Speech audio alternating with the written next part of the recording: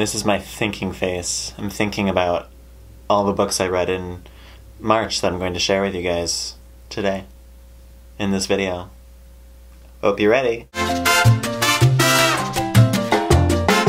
The first book that I read in March is The Girl Who Raced Fairyland All the Way Home, which is the last book in Catherine M. Valenti's Fairyland Quintet. I feel like I've failed you as a booktuber if you've heard me talk about this series and yet you still haven't picked it up for yourself. Therefore, if you haven't read it, please read it, because I don't want to be a failure.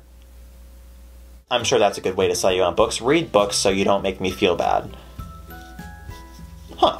The next book that I read is a graphic novel by Brian Lee O'Malley, and it is called Lost at Sea. This is a story of a girl who goes to school in Canada, and she's in California for some reason, with friends who she goes to school with. They're driving up the coast, back towards Canada, their car breaks down, and they are forced to basically get to know each other at this motel. Things come out about this character's past, and she has some issues clearly that she's not fully addressing. I thought it was a little too overdeveloped for something that was supposed to be about a teenager who perhaps doesn't have the words yet to say what happened to her or how she feels about what happened to her, but the way that things were described, the way that her feelings were described was just so overwrought, and it really killed me inside. Another reason I bought this is because there are cats in it. Flipping through, I saw lots of cats, and usually anything with a cat in it is an easy sell for me because cats. But the way that cats are incorporated in this book is so bizarre. The character is convinced that a cat stole her soul when she was a kid. There is a very odd scene where they're all chasing cats to try to get her soul back. I was like, why am I reading this, and how does this fit into the story? I also found out after finishing it that this is the same author who wrote Scott Pilgrim, and I haven't read Scott Pilgrim myself, but I've seen the movie and I know how lauded the series is, and I just find it very hard to believe that the author followed that up with something as unlikable as this.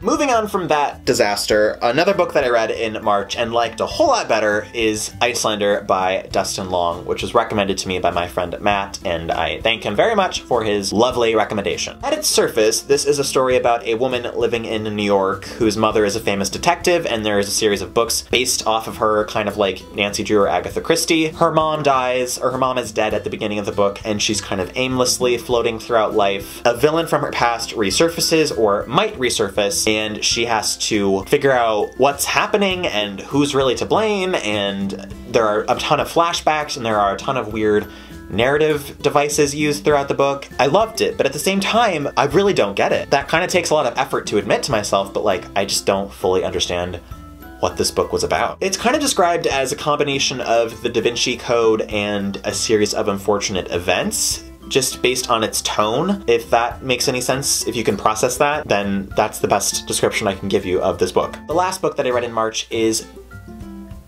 How'd this get here? It is Bettyville by George Hodgman, which is a memoir of a gay man who goes back to Missouri to take care of his mom, who is dying very slowly. I probably could have described that in a different way.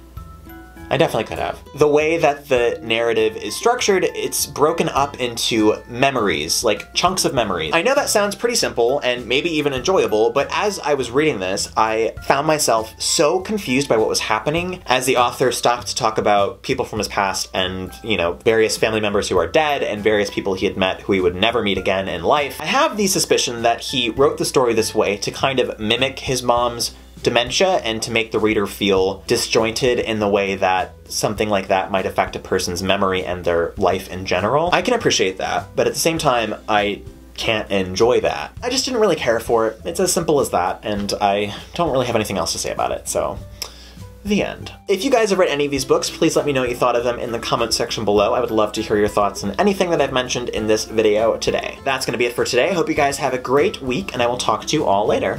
Bye!